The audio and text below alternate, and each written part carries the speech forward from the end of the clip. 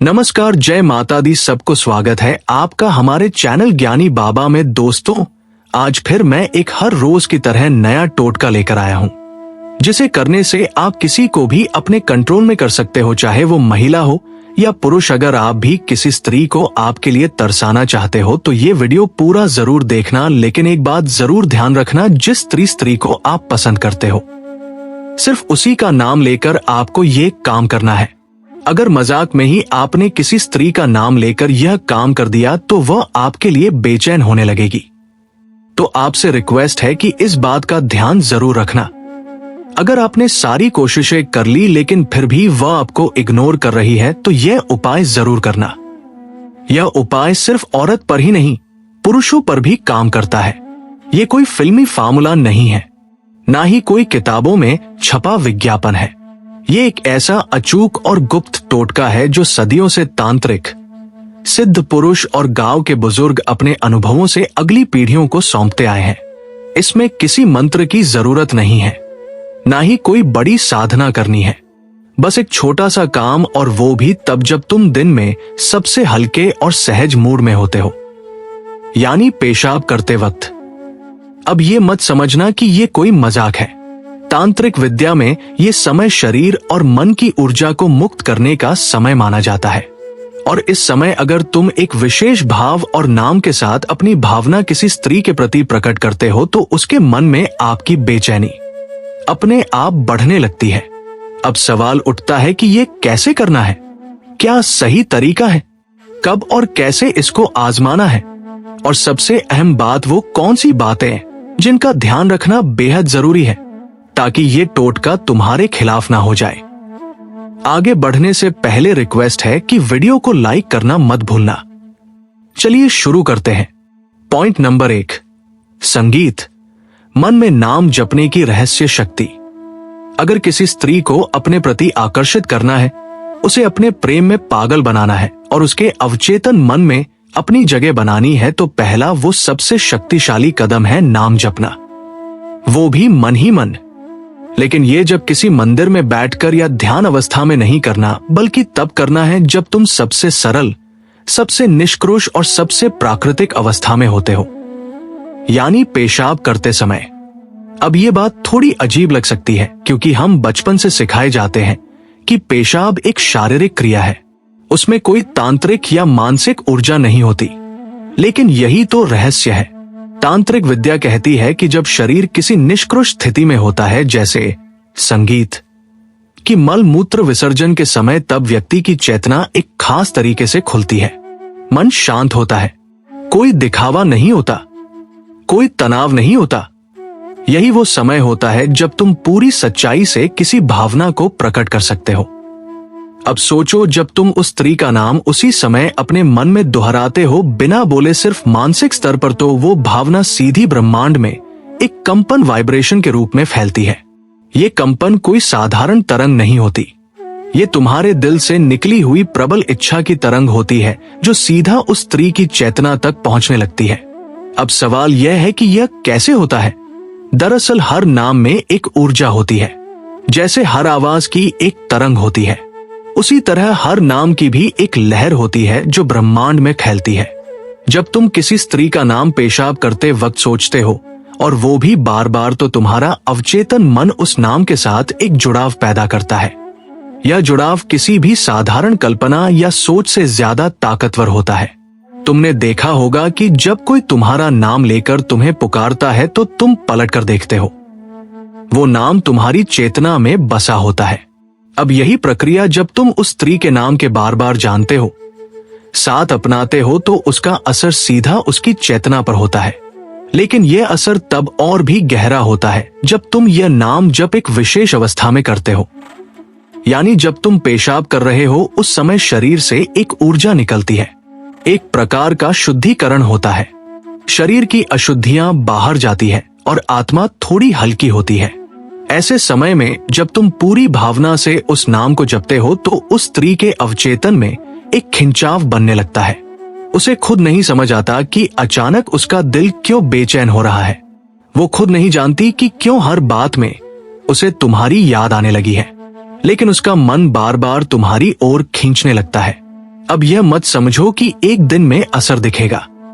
यह प्रक्रिया संगीत, यह कोई ताली बजाने जैसा नहीं कि क्लिक करो और असर हो जाए। तुम्हें नियमित रूप से दिन में 2-3 बार जब भी ये क्रिया हो तब उस स्त्री का नाम अपने मन में जपना है, बिल्कुल भावपूर्ण श्रद्धा के साथ और पूरी सच्चाई के साथ। तुम देखना कुछ ही दिनों में उसका व्यवहार बदलने लगेगा। वो पहले से ज्यादा कोमल दिखेगी। वो तुम्हारे सामने आने का बहाना बनाएगी, तुम्हारी तरफ देखेगी लेकिन नजरें नहीं मिला पाएगी। इस टोटके का सबसे बड़ा रहस्य यह है कि यह सीधे आत्मा से जुड़ा हुआ काम है। इसमें कोई धोखा, कोई लालच, कोई छलपट नहीं है। इसमें सिर्फ भावना है, सच्ची, गहरी और एकनिष्ठ। और जब तुम ऐसी भावना किसी स्त्री के लिए मन में रखते हो तो वो ब्रह्मांड के नियमों के अनुसार तुम्हारी ओर खींचती है। अब बात करते हैं कि इस जप के दौरान किन बातों का ध्यान रखना है। सबसे पहले तो ये समझो कि नाम जप सिर्फ उसी स्त्री के लिए कहो जिससे तुम वास्तव में जुड़ना चाहते। संगीत ओ, अगर तुम एक ही वक्त में कई स्त्रियों का नाम जपोगे तो ऊर्जा बढ़ जाएगी और किसी पर असर नहीं होगा। दूसरी बात, ये प्रक्रिया मजाक नहीं है, इसे हंसी में मत लो। अगर तुम हंसते हुए या मजे में ये जप करोगे तो इसका असर उल्टा हो सकता है, वो स्त्री तुमसे चिढ़ने लगेगी।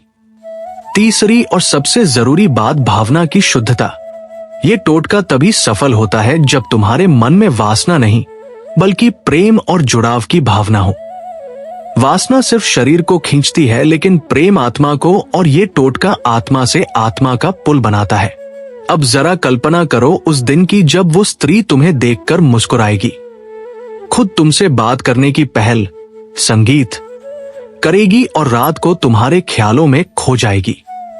जब वो तुम्हें याद करके रोएगी, जब वो तुम्हारा नाम सुनते ही सिहर जाएगी, तब तुम समझोगे कि ये छोटा सा नाम जप, ये छोटी सी क्रिया कितनी बड़ी ताकत लेकर आई है। यही तो है मन के नाम जप की रहस्य शक्ति। अब बात करते हैं दूसरे पॉइंट की, नाभि पर उंगली रखकर मंत्र बोलने की शक्ति। शरीर का जो नाभि वाला स्थान होता है वो शरीर का मुख्य केंद्र माना जाता है और नाभि की शक्ति से ही हमारा पूरा शरीर संचालित होता है। दोस्तों, नाभि एक ऐसा हिस्सा है जो हमारे मस्तिष्क की तरह ही कार्य करता है।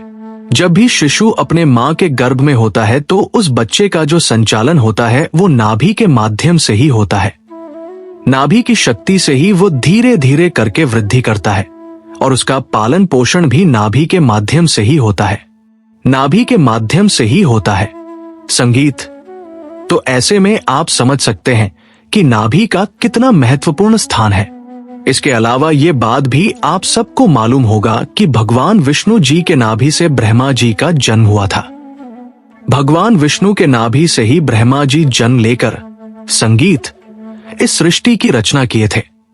तो आप अंदाजा लगा सकते हैं कि जिसने पूरी सृष्टि की रचना की है उसकी रचना एक नाभि के माध्यम से हुई है और आप जो भी इच्छा रखोगे वो धीरे धीरे करके पूरी होने लगेगी।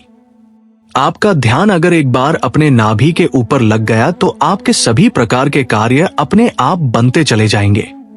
आपकी जानकारी के लिए बता दें, जिस शक्तिशाली मंत्र के बारे में हम आप लोगों को बताने जा रहे हैं, उस मंत्र को आप किसी भी समय अपने अनामिका उंगली को नाभि में रख के उच्चारण कर सकते हैं।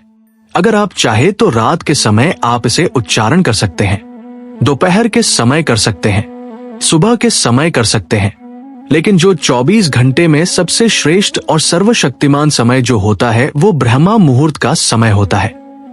और ब्रह्मा मुहूर्त का समय सुबह 3 से लेकर 5 बजे के मध्य को कहा जाता है। अगर आप सुबह 3 से लेकर 5 बजे के बीच में इस प्रयोग को करते हैं तो इसका लाभ अन्य समय की तुलना में आपको कई गुना ज्यादा मिलेगा। संगीत, क्योंकि ब्रह्मा मुहूर्त में दिव्य शक्तियां इस धरातल पर जागृत अवस्था में रहती हैं और अगर आप इस समय इस कार्य को करते हैं तो इसका लाभ अन्य समय की तुलना में आपको कई गुना ज्यादा मिलेगा।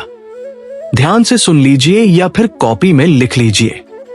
लेकिन दोस्तों, वीडियो में आगे बढ़ने से पहले अगर आपने अभी तक हमारे चैनल को सब्सक्राइब नहीं किया है तो कृपया अभी हमारे चैनल को सब्सक्राइब कर लीजिए, ताकि आपको रोजाना ऐसे ही ज्ञानवर्धक और महत्वपूर्ण जानकारियां मिलती रहे।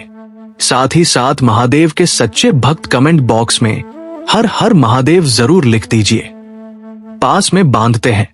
दोस्तों, इस प्रयोग करने के लिए सबसे पहले आपको सीधा बैठ जाना है। रीढ़ की हड्डी बिल्कुल सीधी, संगीत होनी चाहिए।